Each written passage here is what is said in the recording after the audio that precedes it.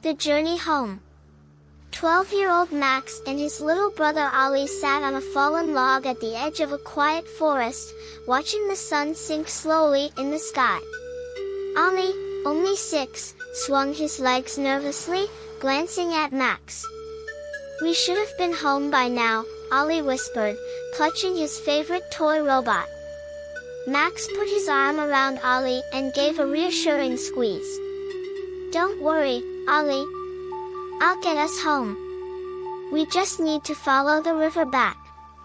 But as they stood up to head out, the sound of leaves rustling caught their attention. From behind a tall oak tree stepped a peculiar figure, an old man with a long, twisted beard, wearing a hat covered in moss and twigs. He leaned on a gnarled cane and smiled at the boys. Well, the old man said, "Two young travelers in my woods. Are you lost, perhaps?" Max glanced at Ollie, who looked up at him with wide eyes, then back at the stranger. "We're not lost, we just need to find the way back home." The old man's eyes twinkled. "Ah, but the way home isn't so easy from here. The woods like to play tricks on anyone who ventures too deep. But, if you're clever enough, I might be able to help." Max narrowed his eyes. "How?" The old man chuckled softly. "Riddles, my boy. Answer 3 riddles correctly, and I'll show you the quickest path. But if you answer them wrong, well, you'll be wandering here until morning." Max felt a knot tighten in his stomach, but Ollie tugged on his sleeve. "I like riddles, Max. Let's do it." Max smiled at his little brother's enthusiasm. "All right, we'll try." The old man leaned closer and raised his cane. "First riddle, I speak without a mouth and hear without ears. I have no body, but I come alive with the wind. What am I?"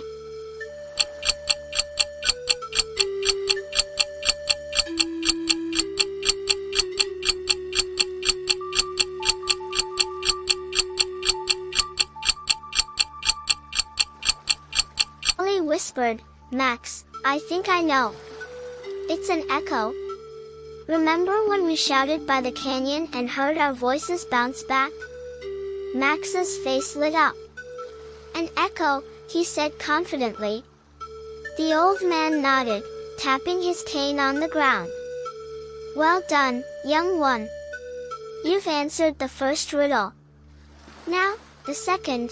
I'm light as a feather, yet the strongest person can't hold me for more than a minute. What am I?"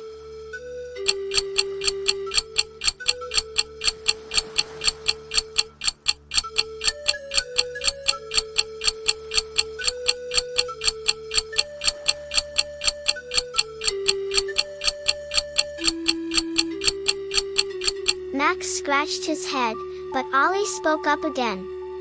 "It's your breath, Max. You can't hold your breath forever."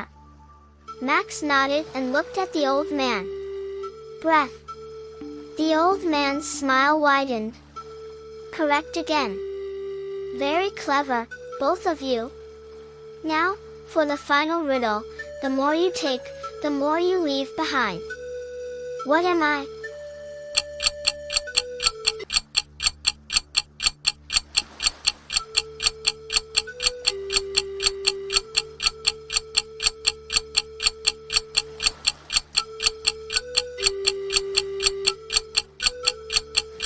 This time, Max thought hard. He was stumped for a moment, but then it hit him. "Footsteps," he exclaimed. The old man's eyes twinkled with approval. Indeed, footsteps. He tapped his cane 3 times on the ground, and the trees around them seemed to shimmer. A narrow path appeared, winding through the woods. "Follow this path," the old man said, "and it will take you straight home.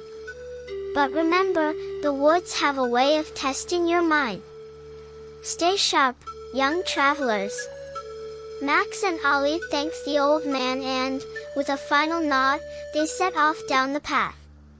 The forest felt less intimidating now, and as they walked, Ollie skipped alongside Max, humming happily. Just as the sky turned a deep blue, they saw the familiar outline of their house ahead. Max breathed a sigh of relief. "You did great, Ollie," Max said, ruffling his brother's hair. Ollie grinned up at him.